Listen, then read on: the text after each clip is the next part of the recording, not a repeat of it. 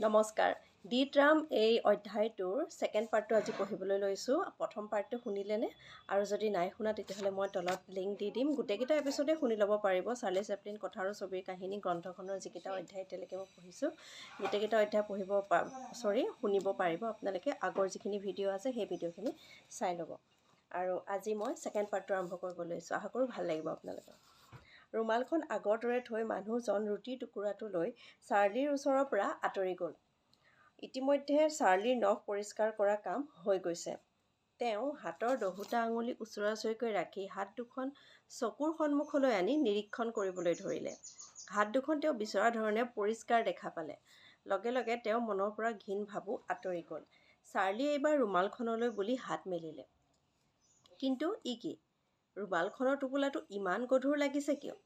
খন্তেক আগলৈকেতো টোপোলাটো তেনেই পাতল আছিল আৰু গাঁঠিটো অতি সহজতে খুলিব পৰা হৈ গৈছিল। কিন্তু এতিয়া হঠাতে এনে কি হ'ল যে ৰুমালখন ইমান বেছি গধুৰ হ'ল? চাৰ্লিৰ মনত সন্দেহৰ ভাৱ এটাই দোলা দি উঠিল। টোপোলাটো চাগৈ আগতেও এনেকুৱাই গধুৰ আছিল। তেওঁহে মন কৰা নাছিল। নে এয়া কোনো ভেলকিবাজি? কোনো অদৃশ্য শক্তিৰ প্ৰভাৱত এনে ভেলকিবাজি ঘটি যোৱা নাইতো, অৰ্থাৎ কিবা যাদুমন্ত্ৰ হোৱা নাইতো? নে এয়া কিবা ভূতৰ কাণ্ড?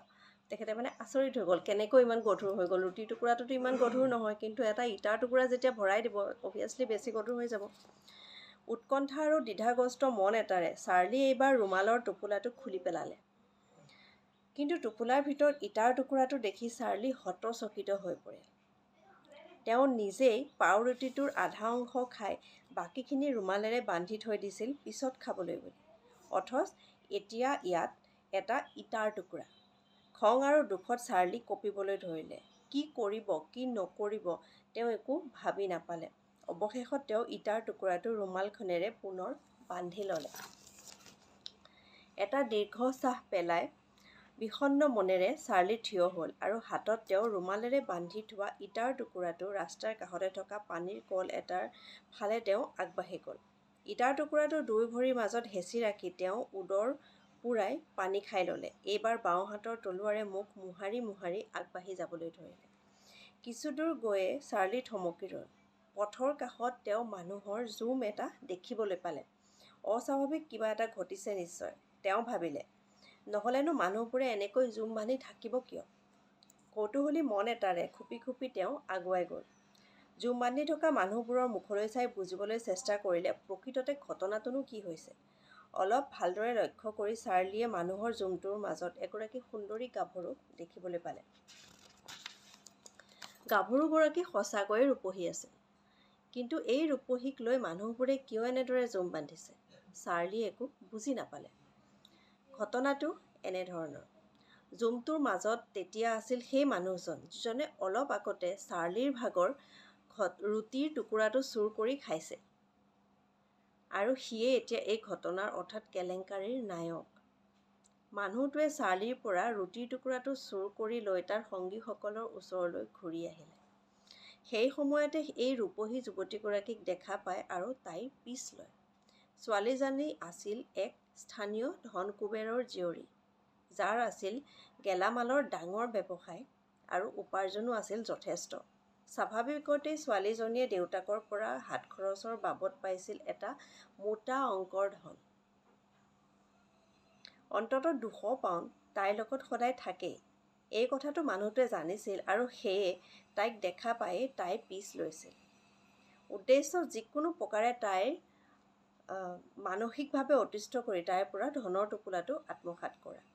সেয়ে সিহঁতে তাইক উদ্দেশ্য কৰি নানাভাৱে কটু ভংগী কৰিবলৈ ধৰিছিল। সিহঁতৰ আচৰণত ছোৱালীজনী অতিষ্ঠ হৈ পৰিছিল আৰু মানুহকেইটাক উদ্দেশ্য কৰি টান কথাৰে গালি পাৰিবলৈ ধৰিছিল। কিন্তু সিহঁতো সহজে এৰি দিয়া ভকত নহয়। সিহঁতৰ আচৰণ আৰু বেপেৰুৱা হৈ পৰিল। সিহঁতৰ এনে আচৰণ যিকোনো তেজ মঙহৰ ব্যক্তিৰ পক্ষে সহ্য কৰিব পৰা বিধৰ নাছিল। তাই আগতকৈও টান কথাৰে সিহঁতক গালি পাৰিবলৈ ধৰিলে। ছোৱালীজনীৰ ক্ষেত্ৰতো এনেকুৱাই হ'ল। বছ ইয়াতেই যি হ'ব আছিল হৈ গ'ল। শেষলৈ ঘটনাটো কেৱল মাত্ৰ গালি-গালাজ বা কথা কটাকটিতেই সীমাবদ্ধ হৈ নাথাকিল। অৱশেষত যুৱকৰ দলটোৱে ছোৱালীজনীৰ পৰা ধনৰ টোপোলাটো যিকোনো প্ৰকাৰে কাঢ়ি ল'বলৈ চেষ্টা কৰিলে। কিন্তু ছোৱালীজনীয়ে কোনোপধ্যে সেইটো সিহঁতৰ হস্তগত হ'বলৈ দিব নিবিচাৰিছিল। তাকে দেখি সিহঁতে ছোৱালীজনীক শাৰীৰিকভাৱে অপদস্থ কৰিবলৈ আৰম্ভ কৰিলে। সেই সময়তে চাৰ্লি আহি তাত উপস্থিত হৈছিল। যুৱকৰ দলটোৱে এগৰাকী অকলশৰীয়া ছোৱালীক শাৰীৰিকভাৱে অপদস্থ কৰা দেখি তেওঁৰ সহ্য নহ'ল। আগপাছ নাভাবি তেওঁ ৰুমালেৰে বান্ধি অনা ইটাৰ টুকুৰাটো যুৱকৰ দলটোৰ উদ্দেশ্যে মাৰি পঠালেগৈ। টুকুৰাটো গৈ এজন যুৱকৰ মূৰত লাগিলগৈ। টুকুৰাটোৱে যুৱকজনৰ মূৰত বাৰুকৈ আঘাত কৰিলে আৰু ক্ষতস্থানৰ পৰা তেজ নিগৰিবলৈ ধৰিলে। ঘটনাটো বিষম দেখি যুৱকৰ দলটো ওচৰতে বৈ যোৱা নদীৰ পানীত জঁপিয়াই পৰে আৰু সাঁতুৰি তাৰ পৰা পলাই যায়। যুৱতীগৰাকী ঘটনাৰ আকস্মিকতাত হতভম্ব হৈ পৰিল। তাই একো বুজিব নোৱাৰিলে। তাইক অপদস্থ কৰা যুৱকৰ দলটো হঠাৎ এনেদৰে কিয় পলাই গ'ল। তেতিয়াই তাইৰ চকু পৰিল চাৰ্লিৰ ওপৰত।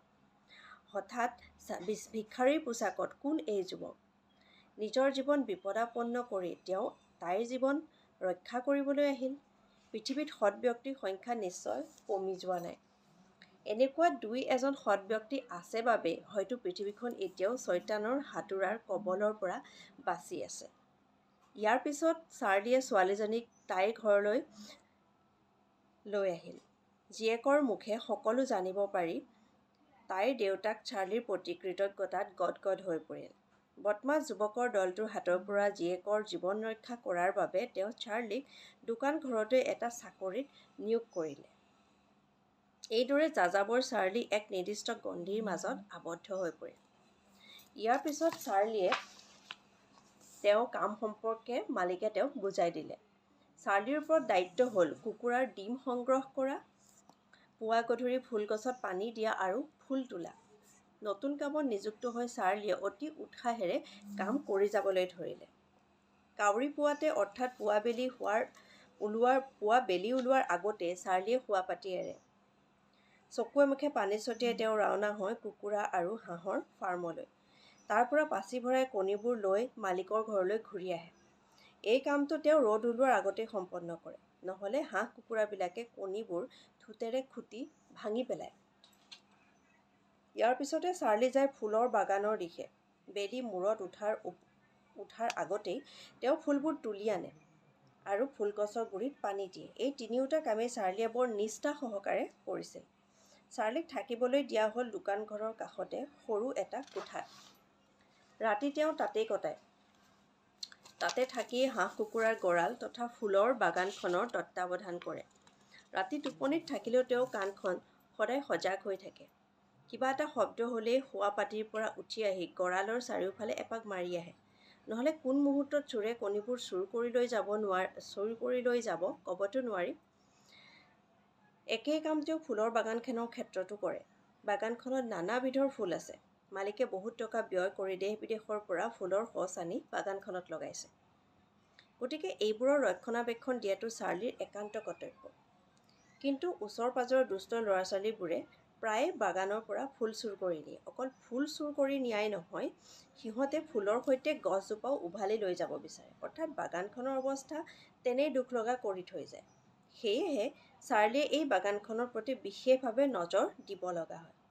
কেতিয়াবা তেওঁ ল'ৰা ছোৱালীবিলাকক মৰমেৰে বুজাবলৈ চেষ্টা কৰে আৰু কেতিয়াবা চুৰ কৰিবলৈ অহা দেখিলে হাতত লাঠি এডাল লৈ সিহঁতক খেদি যাব লগা হয়। প্ৰকৃতাৰ্থত চাৰ্লিৰ থকা কোঠাটো আছিল দোকান ঘৰৰ তলতে। সেয়েহে তাত থাকি কুকুৰাৰ গঁৰাল আৰু বাগানৰ ওপৰত নজৰ ৰখাটো তেওঁৰ বাবে অলপ অসুবিধা হৈছিল। সেয়ে তেওঁ মালিকক কৈ মেলি তেওঁৰ থকাৰ ব্যৱস্থাটো দোকান ঘৰৰ ওপৰত থকা কোঠা এটালৈ আনিলে। এদিন ৰাতি চাৰ্লি তেওঁৰ কোঠাত শুই আছিল। তাৰ আগতে তেওঁ কুকুৰাৰ গঁৰালৰ চাৰিওফালে এটা পাক মাৰি আহিছিল। চিন্তাৰ কোনো কাৰণ নাই। চিলমিলকৈ চাৰ্লিৰ টোপনি আহিছিলহে।